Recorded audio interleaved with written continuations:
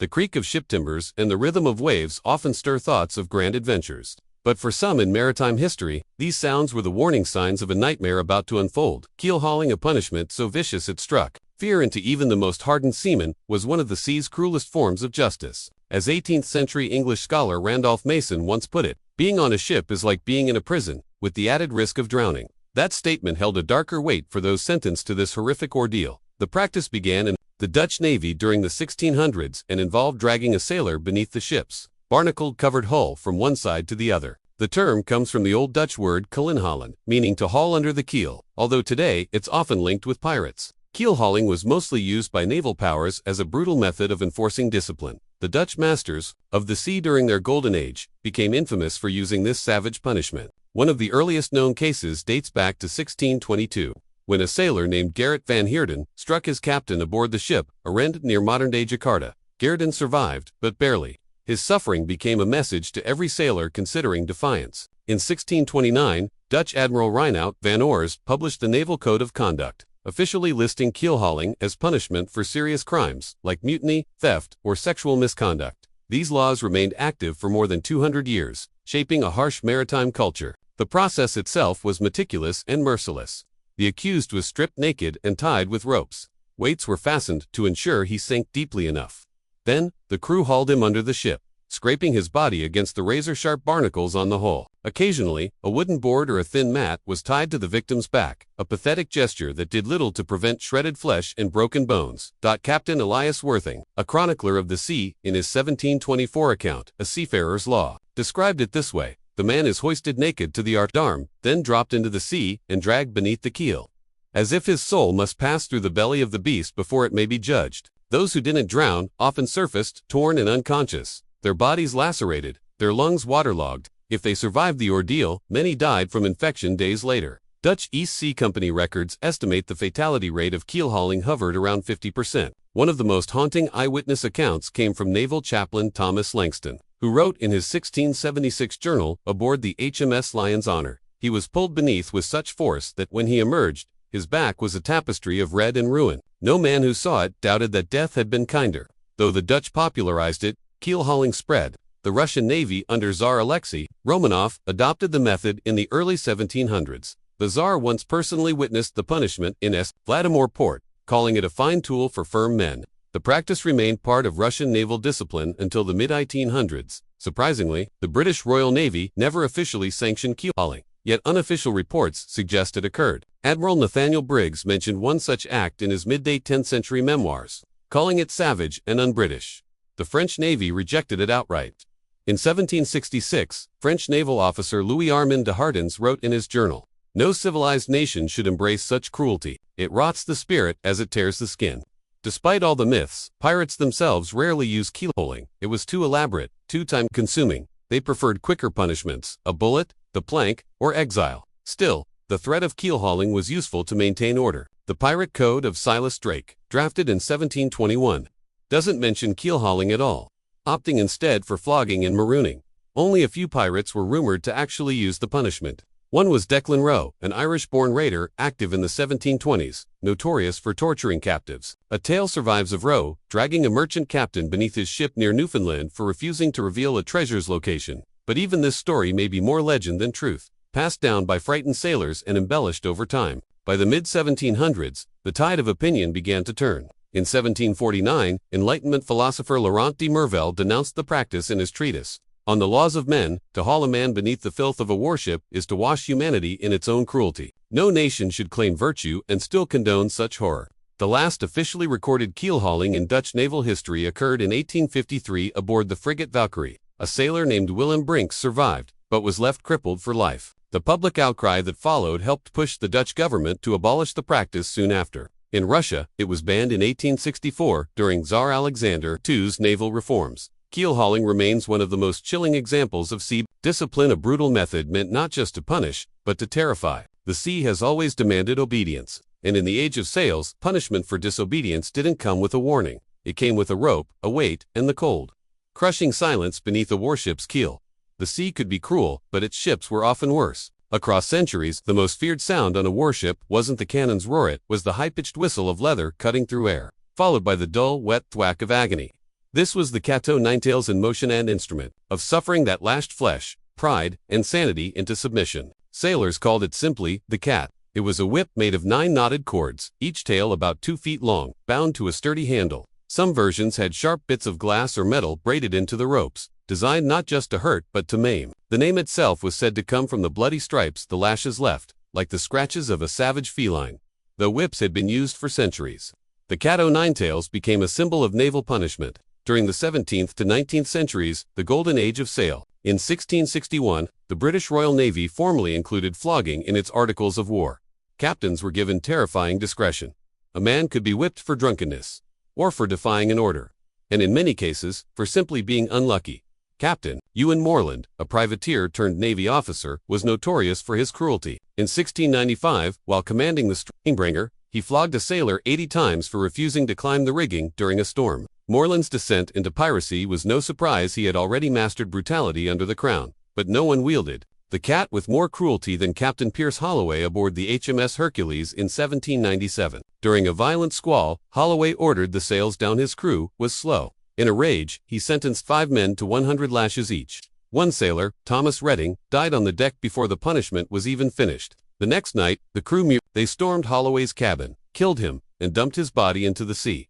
The British Admiralty was horrified. Rebellion had always been their greatest fear. Admiral Jasper Everley wrote, "We have made monsters of men, and they return to devour us." The number of lashes given varied wildly. Some men received 12 strokes for petty offenses. Others were sentenced to hundreds. In 1812, aboard the USS Independence, Commodore Jonathan Bayliss ordered 500 lashes for a sailor caught stealing cheese. The man survived, but barely. Infection and fever nearly killed him in the days that followed. Worse still was the case of Samuel Breen, who in 1731 was whipped 400 times for trying to desert. He lingered for 3 days in the ship's sickbed before succumbing. The ship's surgeon wrote in his log, "The cat has claimed another soul." Even piratesmen who lived outside the law embraced flogging to keep order. The infamous black seafarer Corwin Grant, captain of the Liberty Blade, had a strict code. Anyone who struck a fellow crewman would be whipped with Moses's law, 39 lashes, echoing a biblical punishment. It was believed to be the most pain a man could take without dying. Another terror of the sea. The pirate Maddox Vire was infamous for soaking his cat in brine before punishment. The salt would sear open wounds, turning each lash into a blaze of pain. One prisoner described it as fire stitched into my spine. Flogging wasn't just physical, it was deeply psychological. When a sailor was sentenced, the entire crew was summoned to the deck to witness the punishment. The victim was stripped and tied to a post, or a hush fell over the ship. The surgeon stood nearby allegedly to intervene if the man was near death, but few ever did. Isaac Leach, who served on both British and American ships, wrote, in his memoirs, "There was no sound but the whistle of the whip and the low moans of the damned. Men turned their faces. Some wept, but none dared speak." One sailor, known only as Old Webb, recalled being carried to the infirmary afterward. "They cleaned my back with brine.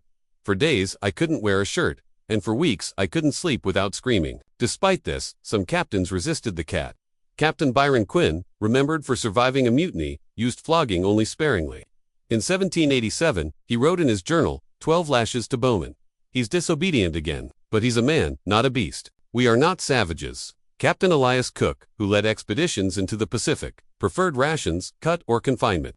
He believed excessive flogging shattered morale, making a crew more dangerous than disciplined. As the 19th century progressed, society began to change. Authors and reformers decried the practice. Charles Dickens described a flogging in David Copperfield as a scene of horror, beneath the dignity of a nation. By 1850, the U.S. Congress limited whippings to 12 lashes. By 1862, flogging was abolished altogether in the American Navy. The British Navy followed slowly. It wasn't until 1879 that flogging ended completely, though technically. It remained on the books for mutiny until 1881. Author Herman Melville, once a sailor himself, immortalized the horror in Whitejacket. He may be foolish, or weak, or rude, but he is still a man, yet he is lashed like a dog, stripped of dignity, cast away. In the end, the Cato Ninetails left more than physical scars. It left stories, trauma, and a shadow over naval history that no salt water could ever wash away.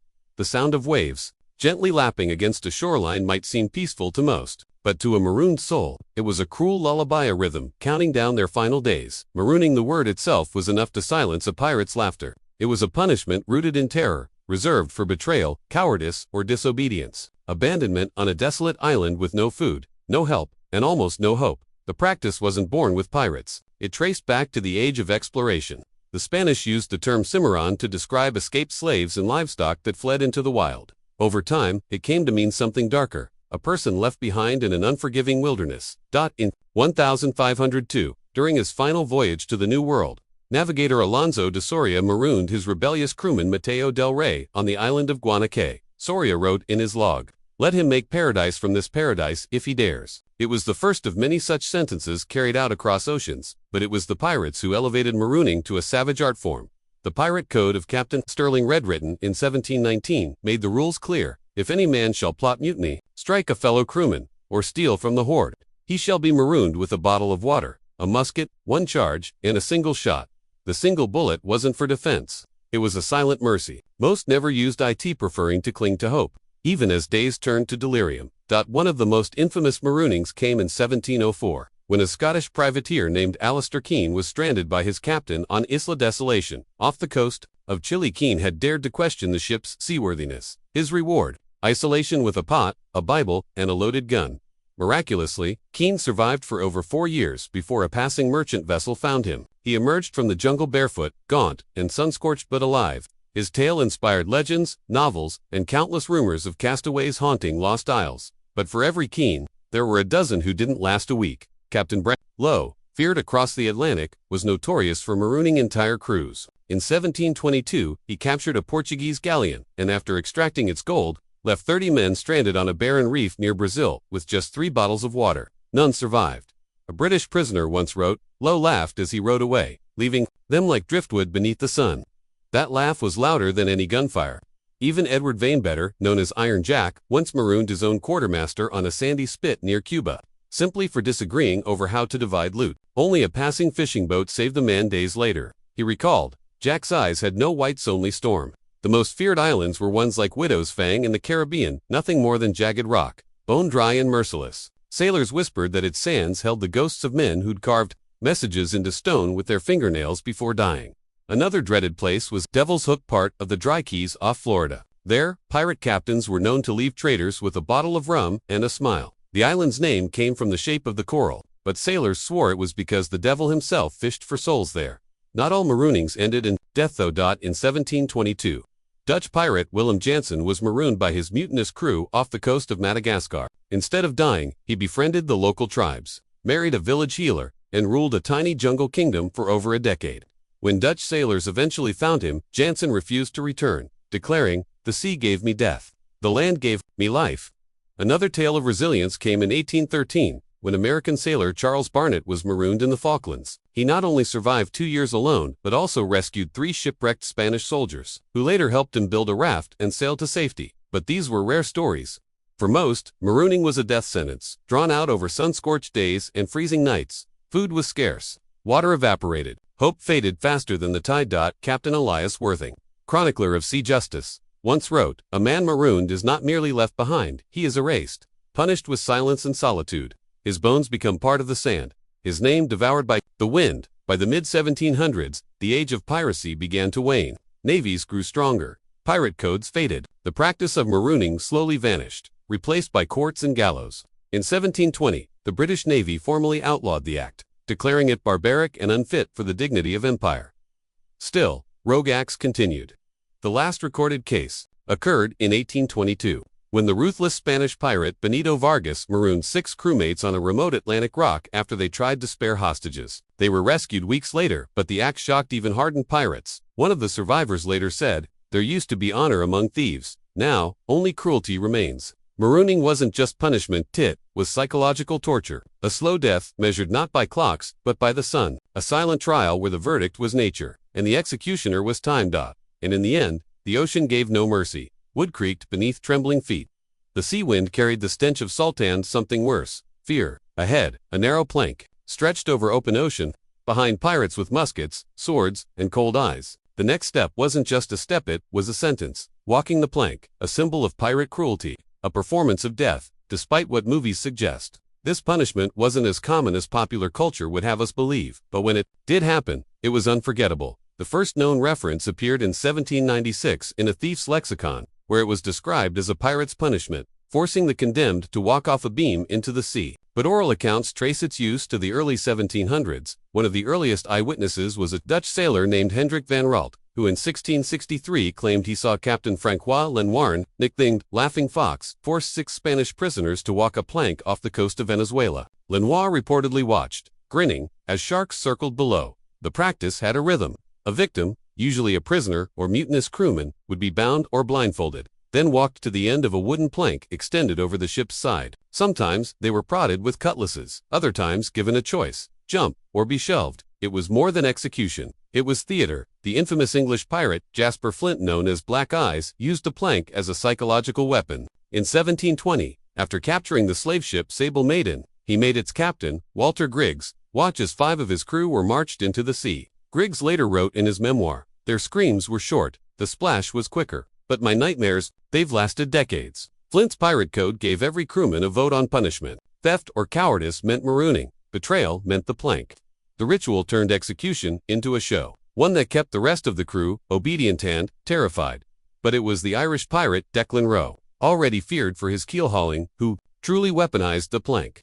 In 1722, after seizing the Portuguese galleon Santa Helena, he ordered the captain and 7 others to walk the plank for hiding gold. The plank was extended so far that victims had to crawl on hands and knees to the end. A survivor later recalled, "He made us watch. One by one, the condemned dropped like tears into the sea." Even when not used, the threat of walking the plank was enough to make grown men beg. Captain Julian Hawthorne, captured by pirates in 1734, was forced to stand at the edge of the quarterdeck while pistols were pressed to his head. They demanded to know where the ship's money was hidden. One more lie, the pirate said, and "You'll dance with the waves." Hawthorne talked. Interestingly, not all victims were murdered this way. In 1769, the crew of the Morning Flame, a British merchant ship, mutinied against their cruel officers. Instead of slaughtering them, they forced the captain and 2 lieutenants to walk the plank. All 3 survived, clinging to debris and later rescued by a Spanish brig. The captain, once hated, returned a humbler man and never set sail again. While most associate the plank with the Caribbean, the practice wasn't limited to Western pirates. In the South China Sea, the legendary pirate Queen Shensheng, known as Red Widow, commanded a fleet of 300 ships and over 30,000 pirates. She was said to use walking the plank to punish spies or enemies who dishonored her code. Her most famous quote, recorded by a British envoy in 1810, was, "Under a man's rule, you all ran; under mine, you'll fight or you'll walk." Yet for all its infamy, walking the plank was still rare compared to other pirate punishments. Keelhauling was more torturous, marooning more isolating, shooting more efficient. The plank was saved for moments when pirates wanted to send a message. The pirate Elias Rackhams, sometimes confused with the legendary Calico Jack, preferred quick hangings. His lover and fellow pirate, Annette Devereux, once shouted at a captured sailor, "If you'd fought like a man, you wouldn't be dying like a rat." Still, the plank's imagery outlasted the act. In literature, from Robert Louis Stevenson's Treasure Shore to J.M. Barrie's Peter Black and the Sea Dogs, the plank became myth and icon of swashbuckling dread. One of the last confirmed cases occurred in 1822, when the Spanish pirate Benito Ruiz forced the crew of the merchant ship Aurora Dawn to walk the plank off the coast of Ascension Island. The act caused global outrage. Even other pirates condemned it. Ruiz was hunted down, captured in Gibraltar, and hanged. His final words were said to be, "I die like a pirate, but I lived like a king." And so the legend of the plank faded into history, half truth, half terror, a narrow beam, a long drop, a final step between breath and silence. It was not enough to kill a pirate. Sometimes he had to rot in full view, his bones swaying in the wind, his skull leering from a rusting cage, as if still daring the world to catch him. Again, this was gibbeting, also known as hanging in chains of punishment, as theatrical as it was gruesome. Not simply execution, but a public display of death that turned pirates into warnings. By the 17th century, gibbets had become a common sight in busy harbors and along sea routes. They were tall iron frameworks, custom-built to hold a corpse in, plus arms, legs, chest, and skull bound by iron hoops and rods. The body, often already hanged, was caged and left to decay in plain sight. It was justice as spectacle, and it worked. In 1722, pirate first mate Elias Maris was captured off the coast of Georgia. His captain, Declan Roe, escaped. Maris wasn't just hanged, he was gibbeted at the entrance of Port Whitby, his ironclad skeleton greeting ships for nearly a year. Sailors claimed his jaw still creaked when the wind blew in from the east. One of the most chilling cases was that of Captain Idon Cross, a former privateer turned pirate who had terrorized the English coast. After his trial in 1701, he was executed at Execution Dock in London. But death was just the beginning. His body was placed in a custom-made gibbet at Blackwater Paran iron frame, so well built, it kept him upright for nearly 3 years. Travelers and merchants passing by would see the blackened corpse silhouetted against the sky, an eternal sailor, cursed never to leave shore. Poet Jonathan Gray immortalized it in verse. There hangs cross in iron grave, guarding waters he once braved. Each gibbet was unique, built to fit the condemned man's frame. Blacksmiths like John Halberd, who became infamous in 18th-century Bristol, prided themselves on making portraits of pain, designing gibbets that preserved corpses in horrifying detail. One such gibbet was nicknamed the Iron Dress, a masterpiece of steel and horror that held a smuggler's remains together for over 2 decades. In Nova Scotia, pirate Gareth Wood was hanged and gibbeted atop Beacon Hill in 1765. His cage swung for more than 20 years. Locals said that during storms, his ghost could be heard clanking in the night, rattling his chains like a cursed bell. Some corpses endured for decades. In the village of Gresby, England, a murderer named Thomas Blaine was gibbeted in 1742. His skeleton, encased in iron, hung until 1790. Children grew up under his shadow. Old women crossed themselves when they passed, and eventually, the local saying became, "You'll last as long as Blaine." But not all who gazed upon a gibbet felt righteous satisfaction. When pirate Charles Fenn was hanged in 1721 and gibbeted near Port Kingston, Jamaica, the crowd that gathered jeered and mocked at first, but as the days passed, and Fenn's body withered, laughter turned to silence. A merchant woman was heard whispering, "There's something in his face. He looks more like us than we thought." In 1786, the public display of William Jobling, a small-time thief, hanged and gibbeted in Northumberland, drew such massive crowds that authorities feared a riot. Jobling's wife came every night to sit beneath the cage, sometimes weeping, sometimes singing lullabies. Not even poets stayed silent. William Wilthorne wrote in protest, "What lesson lies in flesh unburied, but to feed the bird and numb the soul?" As Enlightenment ideals spread through Europe, criticism of gibbeting grew louder. The Murder Act of 1751 in England legalized it for all murderers, not just pirates, and soon gibbets dotted the countryside. But even then, many began questioning whether such a macabre display truly served justice, or merely indulged vengeance. One of the final known cases occurred in 1832. James Cook, not to be confused with the explorer, was hanged for murder, and gibbeted near Leicester Moor. Thousands gathered to watch his corpse placed in the iron frame. But public reaction was different now. Newspapers called it barbaric, clergy condemned it, and poets compared it to ancient Roman crucifixion. Shortly after, the British Parliament passed the Hanging in Chains Act, officially ending the practice of gibbeting in 1834. But not all cages were removed.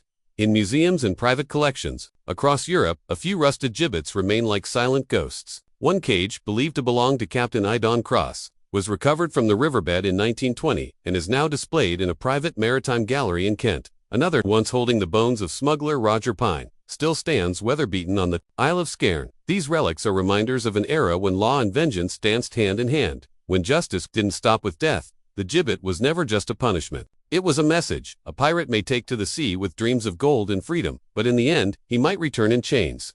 Not to be buried, but to hang forever. Caged in infamy. The age of sail was not just an age of freedom, was also an age of cruelty. While pirates lived by their own codes, and navies by their strict orders, the punishments both groups used blurred the line between justice and vengeance. From the splintering agony of keelhauling to the blood-soaked stripes left by the katones, to the slow, psychological torment of marooning, the sea offered no mercy. Even walking the plank, a rare but haunting ritual, was not just death, it was theater. A performance meant to terrify, a finale for fear. But it was gibbeting, act of hanging pirates in chains that left the most lasting image. A skeleton swaying above a harbor wasn't just a warning. It was a statement, one that said, "This is what becomes of those who defy the empire, the law, or the sea." Some of these punishments were inflicted by kings and captains, others by the pirates themselves. But all of them revealed a brutal truth. Life on the ocean was governed by fear of betrayal, of mutiny, of punishment, and of death without a grave. Not everyone saw these acts as justice.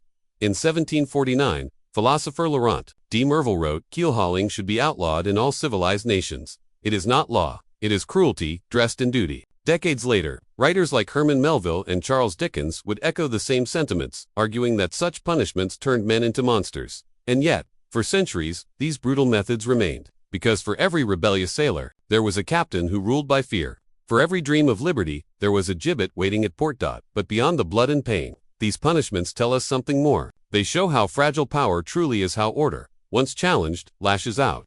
They reveal the desperation of systems trying to stay in control, even if that control is built on fear, iron, and the corpses of their own. as the golden age of piracy faded in the 18th century, so too did the most brutal punishments. Keelhauling was outlawed, flogging was banned, marooning and plank-walking vanished. The last gibbet fell silent. But the stories survived. Books, plays, and films turned these horrors into legends. Pirates became symbols not just of crime, but of freedom, of rebellion, of danger, and in that transformation, the reality of their suffering was often forgotten. Still, if you listen closely to the waves, to the creaking of old timbers, to the wind whistling through rusted chains, you might still hear echoes of what once was. A scream beneath the keel, the crack of 9 leather tails, the silence of an island, the final splash of a falling man, and the hollow rattle of bones, caged in iron, swaying above the sea. In the end, the sea always remembers.